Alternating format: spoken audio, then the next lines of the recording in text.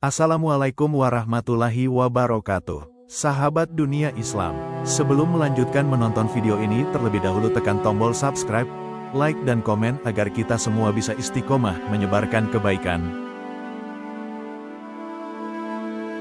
Sesaat sebelum meninggal, Khalifah Umar membentuk sebuah Dewan Syuro untuk menentukan siapa yang akan menjadi khalifah berikutnya.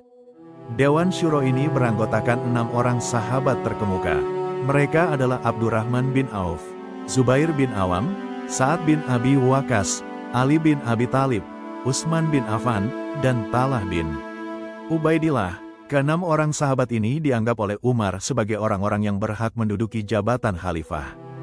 Dari musyawarah keenam anggota Dewan Syuro inilah kemudian memutuskan Utsman bin Affan sebagai khalifah berikutnya.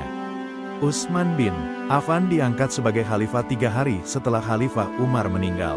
Saat diangkat menjadi khalifah, Utsman sudah berusia hampir 70 tahun.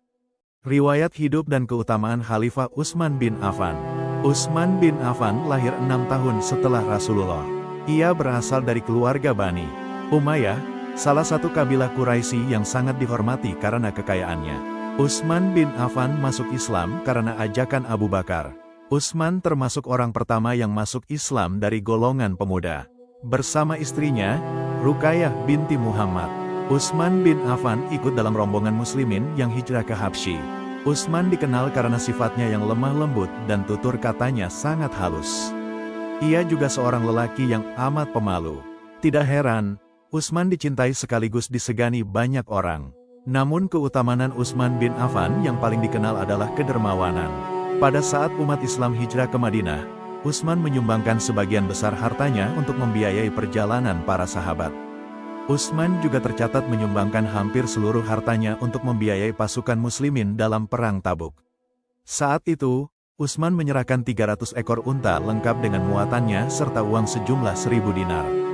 Utsman bin Affan memiliki kedudukan yang sangat mulia di sisi Nabi. Nabi sangat mengagumi ketampanan Utsman dan kemuliaan budi pekertinya. Karena itulah Nabi menikahkan Utsman dengan 2 orang putrinya. Pertama, Utsman menikah dengan Ruqayyah. Setelah Ruqayyah meninggal, Nabi menikahkan kembali dengan putri keduanya, Ummu Kulsum. Karena menikahi 2 putri Nabi inilah yang membuat Utsman dijuluki sebagai Zun Nurain. Artinya, laki-laki yang memiliki 2 cahaya. Perjuangan Khalifah Utsman bin Affan. 1. Melakukan perbaikan di bidang ekonomi dan pemerintahan. Gebrakan pertama yang dilakukan oleh Khalifah Utsman begitu menjadi khalifah adalah menaikkan tunjangan untuk rakyat dan bekas-bekas pejuang Islam. Menurutnya, jumlah sumbangan yang ditetapkan Khalifah Umar terlalu kecil. Padahal, negara memiliki persediaan harta yang berlimpah akibat banyaknya rampasan perang. Kebijakan ini sangat menggembirakan rakyat. Setelah itu, Khalifah Utsman mengirim surat kepada para gubernurnya. Dalam surat tersebut, Khalifah memperingatkan para gubernurnya agar tidak menindas umatnya. Khalifah Utsman mengingatkan, pemimpin haruslah melayani rakyat, bukan malah menindasnya.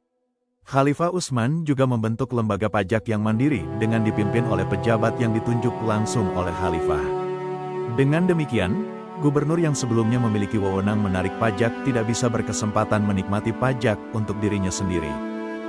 Selain itu, Khalifah Utsman juga memutuskan mengganti beberapa gubernur yang dianggapnya tidak bekerja dengan baik. Di antara yang diganti adalah Sa'ad bin Abi Waqqas yang menjadi gubernur Kufah. Sa'ad diganti oleh Walid bin Uqbah. 2. Memadamkan berbagai pemberontakan dan memperluas wilayah kekhalifahan Islam.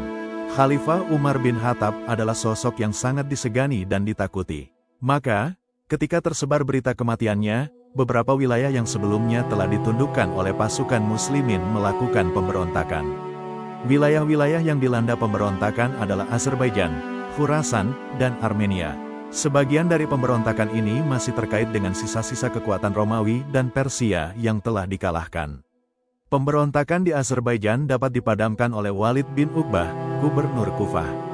Abdullah bin Amir, gubernur Basrah, menumpas sisa-sisa kekuatan Persia yang mendukung pemberontakan di Khurasan.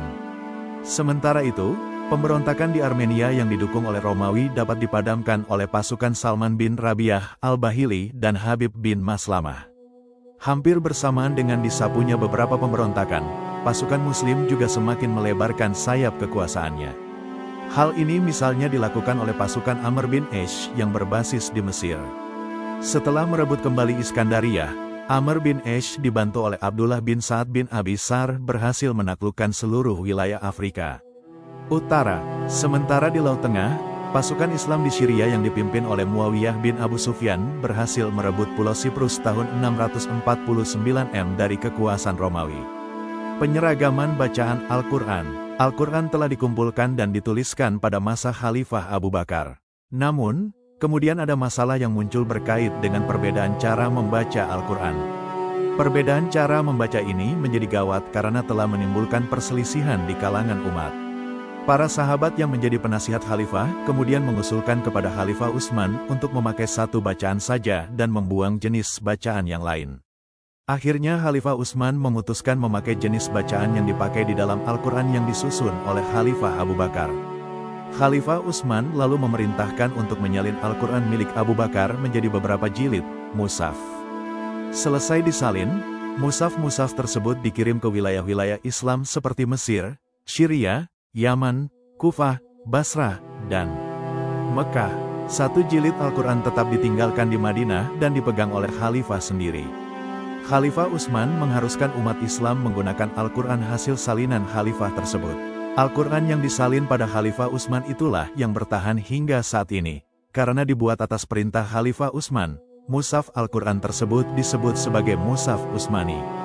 Menghadapi badai fitnah, berbagai kebijakan dan perubahan yang dilakukan Khalifah Utsman, baik di bidang pemerintahan, sosial, maupun keagamaan, rupanya tidak dapat diterima oleh seluruh umat Islam. Karena itu, muncul beberapa desas-desus seputar Khalifah. Pihak-pihak yang tidak suka dengan kebijakan Khalifah Utsman mengalamatkan beberapa tuduhan. Beberapa tuduhan terhadap Khalifah Utsman yang muncul antara lain sebagai berikut. 1. Khalifah Utsman dianggap tidak sah menduduki jabatan Khalifah. Yang berhak semestinya adalah Ali bin Abi Thalib, sepupu sekaligus menantu Nabi. 2. Khalifah Utsman mengistimewakan kaum kerabatnya dari Bani Umayyah, meskipun mereka masuk Islam belakangan, dan banyak diantaranya berperangai buruk. 3. Khalifah Utsman menyelewengkan harta Baitul Mal guna memperkaya dirinya dan kaum kerabatnya. 4. Kebijakan-kebijakan Khalifah Utsman soal tunjangan sosial dianggap tidak membuat rakyat makin makmur, tapi justru membuat jurang antara kaya dan miskin makin lebar. Khalifah Utsman membantah semua tuduhan itu. Beberapa kerabatnya dari Bani Umayyah yang diangkatnya sebagai pejabat penting diangkat semata karena prestasi dan kemampuan mereka. Lagi pula, pengangkatan para pejabat itu juga telah ia musyawarahkan dengan para sahabat yang menjadi penasihatnya. Ia juga membantah telah menyelewengkan Baitul Mal. Pemberian dan kemudahan yang diberikan kepada kaum kerabatnya diambil dari hartanya sendiri. Wafatnya Khalifah Utsman bin Affan. Desas-desus yang menerpa Khalifah Utsman semakin kencang bersamaan dengan munculnya seorang tokoh misterius bernama Abdullah bin Saba. Karena kepandaiannya berbicara dan mempengaruhi orang, Abdullah bin Saba mendapatkan banyak pengikut. Pengikut-pengikut Abdullah bin Saba ini kemudian membuat kekacauan di beberapa kota, termasuk di Madinah, yang menjadi pusat pemerintahan kekhalifahan Islam. Para pengacau ini menuntut agar Khalifah Utsman mundur dari jabatannya. Beberapa penasihat Khalifah menganjurkan agar para pengacau ini diperangi. Namun, Khalifah Utsman tidak mau. Ia tidak ingin membunuh kaum muslimin. Meski demikian, Khalifah Utsman menolak untuk mundur dari jabatan Khalifah. Kekacauan menjadi semakin parah ketika sebuah surat rahasia yang berisi perintah kepada gubernur Mesir agar membunuh pemimpin kaum pengacau jatuh kepada pihak pengacau. Surat ini diduga ditandatangani Khalifah Utsman. Walaupun Khalifah Utsman membantah tuduhan tersebut dan mengatakan tanda tangannya dipalsukan, para pengacau telah telanjur kalap. Mereka menyerbu Madinah dan mengepung rumah Khalifah. Pengepungan ini berujung kepada pembunuhan Khalifah Utsman.